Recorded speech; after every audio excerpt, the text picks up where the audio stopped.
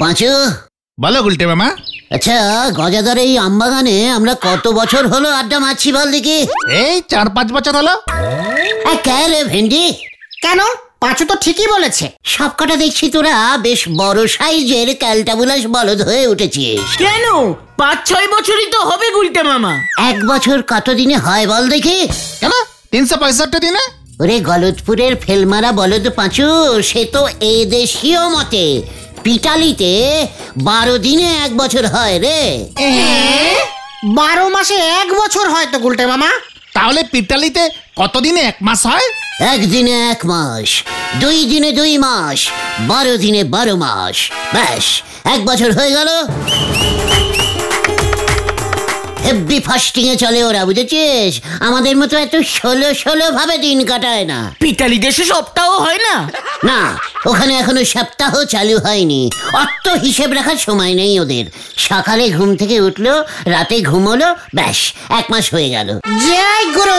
কিন্তু তুমি হঠাৎ এসব কথাবার্তা শুরু করলে কেন বলো তো? পিটালি দেশের হিসাবে আমরা গজাদার এই আমবাগানে আড্ডা মারছি তাহলে কত বছর? 40-50 বছর। রাইট। সেই হিসেবে এই আমবাগানটা এখন আমাদের। এসব তুমি কি বলছো গুলটে মামা?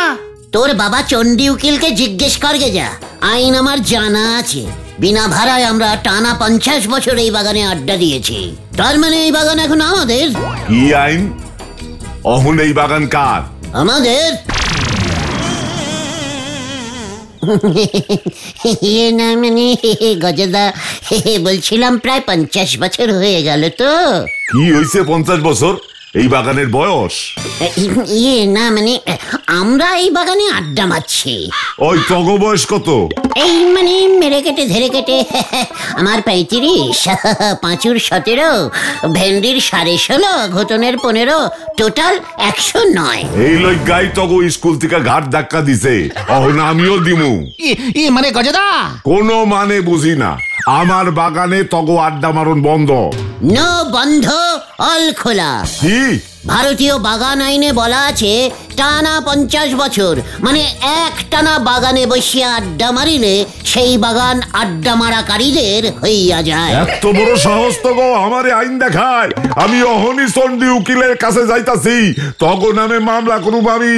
দেখ তোরা কি অবস্থা আমি করি। পেয়েছি পেয়েছি।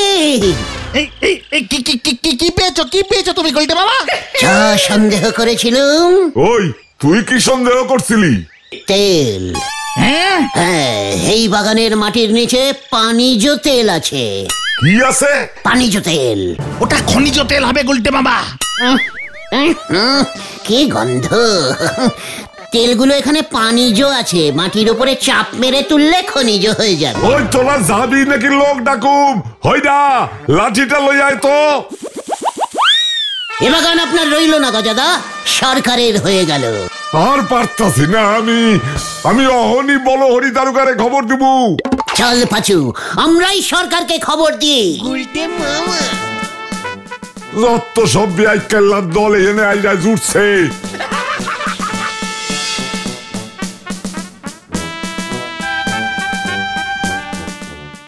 গুলটে মামা আপনারে তো আমার দোকানে আর বেশি দিন আলু করা যাবে না দেখতেছি গুলটে বাবু। কেন? আপনি যে নিয়মে হিসেব করতেছেন আমারেও কোন দিন বলবেন নরা তোর দোকানে চা খেতেছি 95 বছর, চাই নেই দোকান আমার, তখন আমি কি করব? আরে না না না না না, অথচা তুই ভয় খাস না। ধারে চা দিলে চা আইনে দোকান নেওয়া যায় না। কালি পরে তো বলবেন এই দোকানের নিচে খনিজ তেল আছে, তেল শুদ্ধ দোকান সরকারের।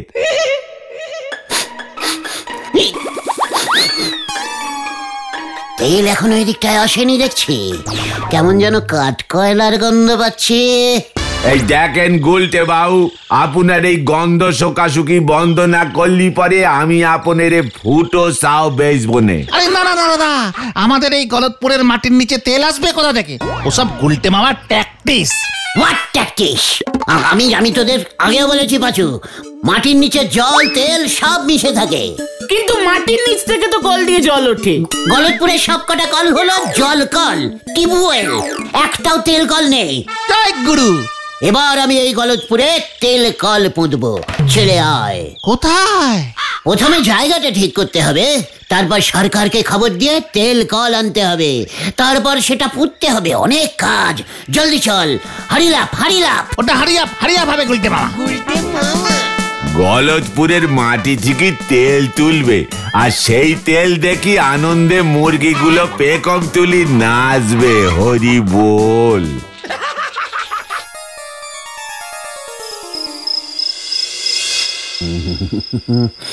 একবার যদি মাটির নিচ থেকে তেল তুলতে পারি তাহলে আমার টাকা ভূতে খাবে। 1000 টাকা কেজিতে তেল বিক্রি করব আমি। নিজের নাম পাল্টে দেব, আমার নতুন নাম হবে গুলটে খাবু পাজেন। গুলটে মামা।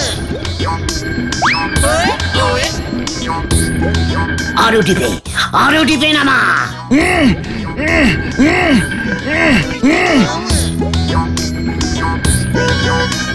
আর কত গুলটে মামা?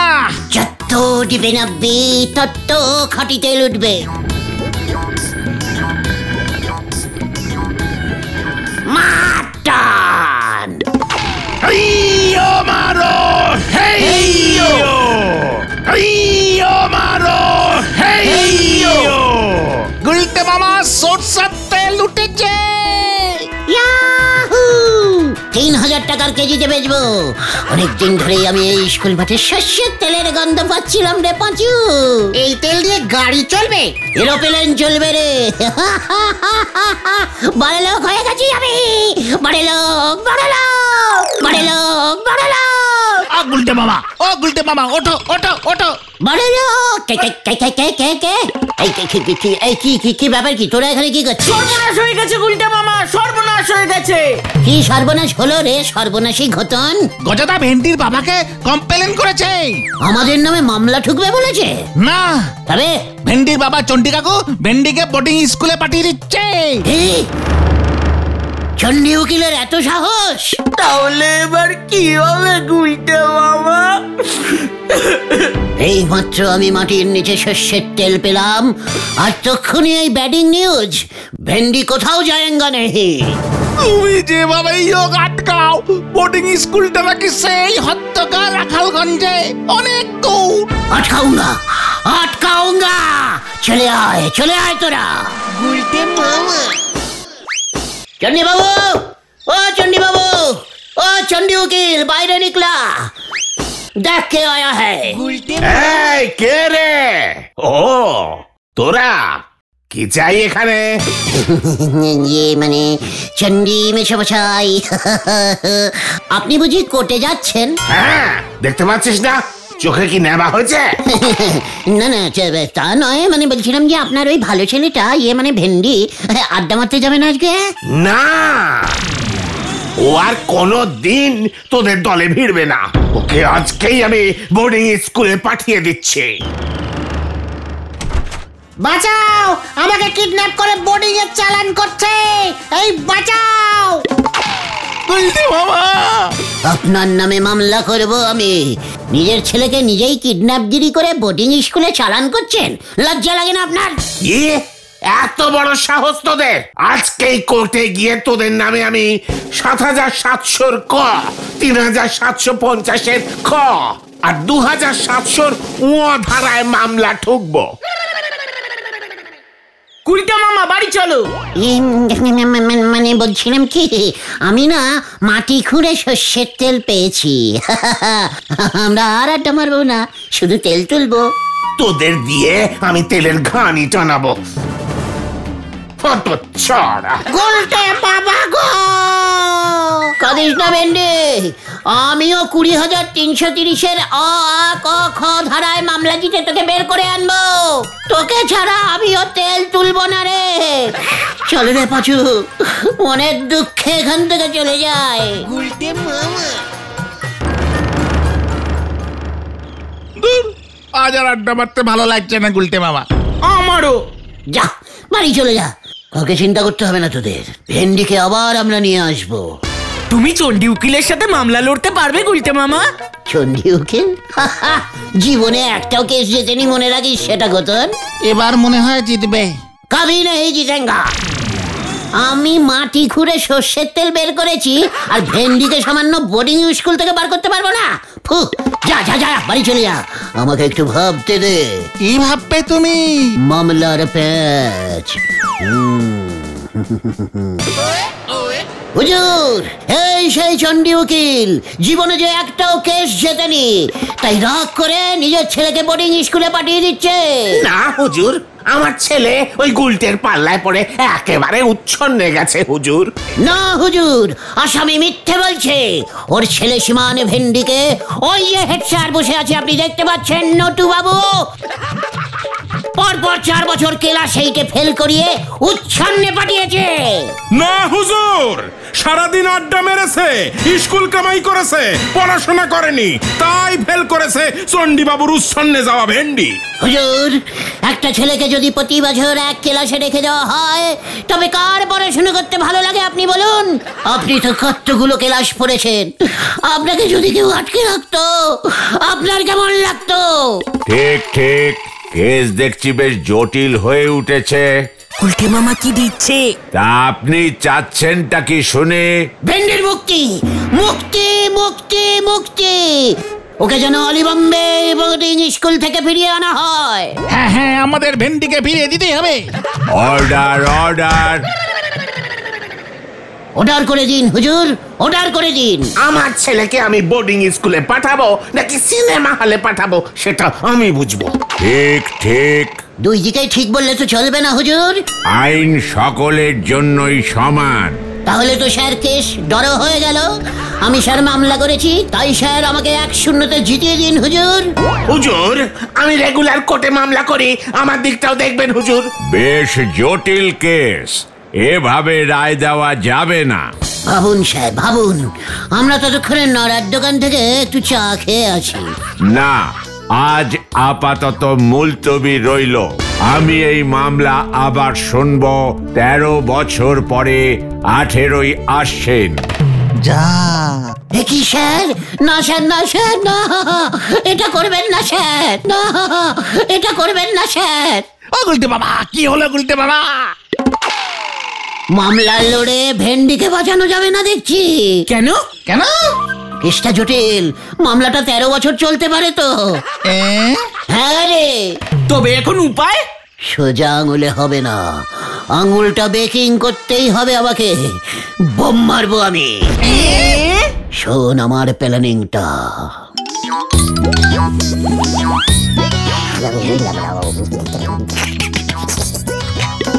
ব্যাপারটা একটু চাপের হয়ে গেল না? ভেন্ডিকে বাঁচাতে হলে চাপ নিতেই হবে, হয় চাপ লুঙ্গা নয়তো ভেন্ডি দুঙ্গা। বুঝেছি বুঝেছি বুঝেছি। প্রথমে আমাকে মাল মশলা বানাতে হবে। যা তোরা বাড়ি যা, আজ রাতেই অভিযান চালাবো। ভেন্ডিটা দুপুরের ট্রেনেই চলে যাচ্ছে।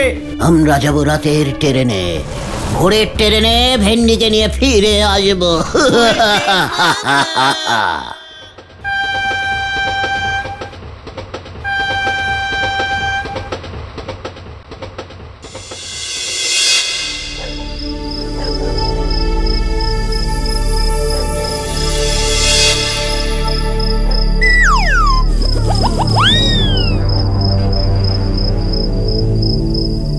গুলটে মামা, রিক্সাওয়ালা লোকটি তো বললো ওটাই বোর্ডিং স্কুল। সেটা তো আমিও দেখতে পাচ্ছি।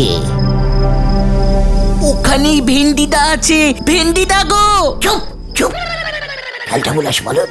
আমাদের এখন চুপচাপ অপারেশন করে ভেন্ডিকে এখান থেকে ছিনিয়ে নিয়ে যেতে হবে। মালপত্র এনেছো তো? এই দেখ। এই পেটো তুমি বানিয়েছো? কেন, পিসিমা বানাবে নাকি? মশলা পেলে কোথায়? আমি দিয়েছি। আমার কাছে কালী পুজোর চকলেট বোমাগুলো 10-12টা ছিল। সঙ্গে অন্য কিছুও ঠেসেছি।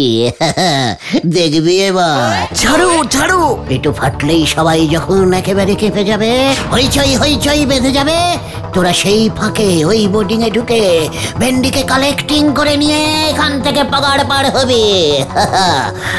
একদম। এই নাও দেশলাই। জ্বালা জ্বালা। জয় গুরু। ছোড়ো ছোড়ো। এই,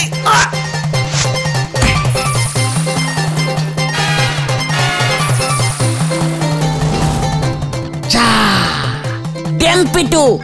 চুপ কর ক্যালটা উল্লাস। ড্যাম বলদ একটা। হয়তো পেটোটা ভেজা জায়গায় পড়েছে, ভালো করে মুছে না আবার ঝাড়বো। দাঁড়া।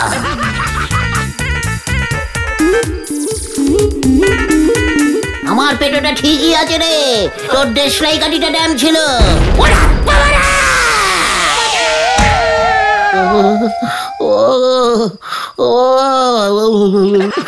দেখেছিস কি পেটো আমি বেঁধেছি, শুধু টাইমটা একটু লেটে সেট করেছিলাম বোধহয়। পালাও পালাও। ওরে আমাকে তোলে রে। এই কে কে কে কে? পাঁচুদা পালাও পালাও।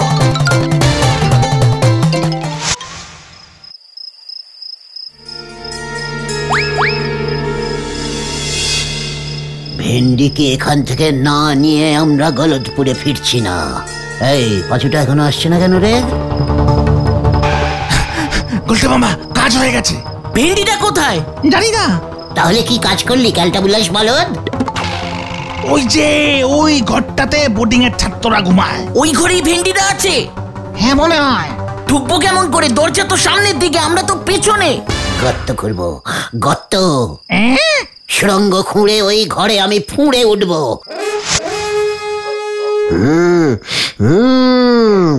এখানকার মাটির নিচেও তেল আছে মনে হচ্ছে। মাটিটা তাই জানো কেমন ড্যাম ড্যাম লাগছে। কিন্তু গর্ত খুঁড়বে কেমন করে? ওই দেখো গুলটে মামা। ওটা কি? এখানে সাবল এলো কোথা থেকে? গুলটে মামা, সুড়ঙ্গ। কি বলছিস কি? দেখি মনে হয় তেল তুলতে নিচে নেমেছে। চোর চোর চোর। তেল চোর, তেল চোর। আরে দূর দূর। না না, মনে হচ্ছে কোন চোর মাটি খুঁড়ে সুড়ঙ্গ বানিয়েছে। কি বলছিস? তাহলে তো এক্ষুনি সুড়ঙ্গে ঢুকে চোরটাকে ধরতে হচ্ছে। চোরটা ভেতরে এখনো আছে নাকি? নেমে দেখতে হবে। প্রথমে কে নামবে, তুমি? আমি কেন একা নামবো? সবাই নামবো, সবাই একসাথেই নামবো। এই সুড়ঙ্গ মনে হয় বোর্ডিং পর্যন্ত গেছে। না না, আমি নামবো না। আমিও না গুলটে মামা। কে না কে সুড়ঙ্গ খুঁড়েছে? আরে ঠিক আছে ঠিক আছে, যত সব ক্যালটা বুলাস বলদের দল। আমি নামছি, ভিতর ডিম কোথাকারের। একবারে যদি ভেতরে গিয়ে তেল পেয়ে যাই না। জয় মা।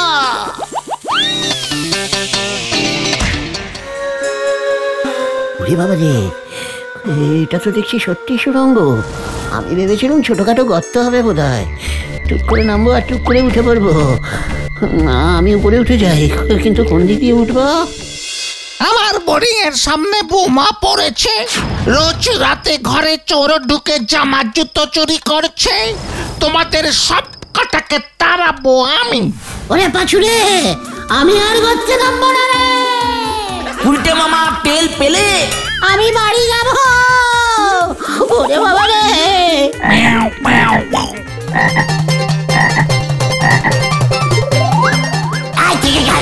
ওরে বাবা রে, মাথায় পেটো ঝেড়েছে। পেটো কোনো ক্ষমা হবে না।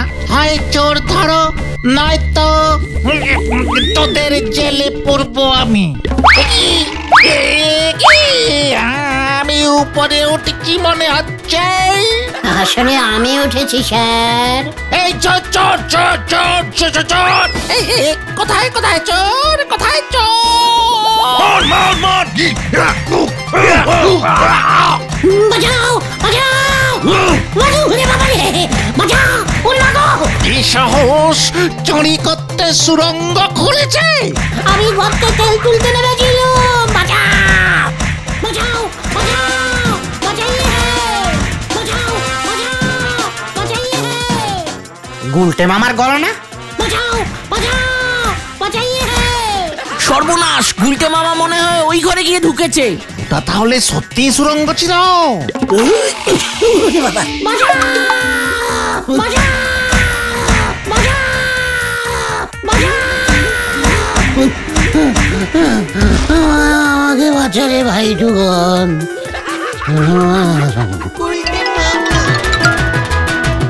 পাঁচু, ঘটন, ফেলদিদা এসেছে। চুপ, আমি এই সুযোগে পালিয়ে এসেছি। জানতাম তোরা আসবি আমাকে উদ্ধার করতে।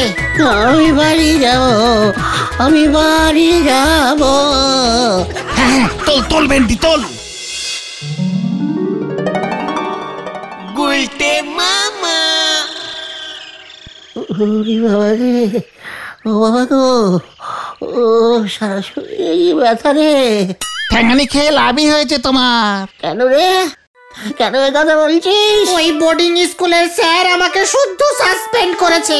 বাবাকে ফোন করে বলেছে যে স্কুলের বন্ধুরা পেটও ঝাড়ে, সুড়ঙ্গ খোঁড়ে, তাকে বোর্ডিং স্কুলে রাখা যাবে না।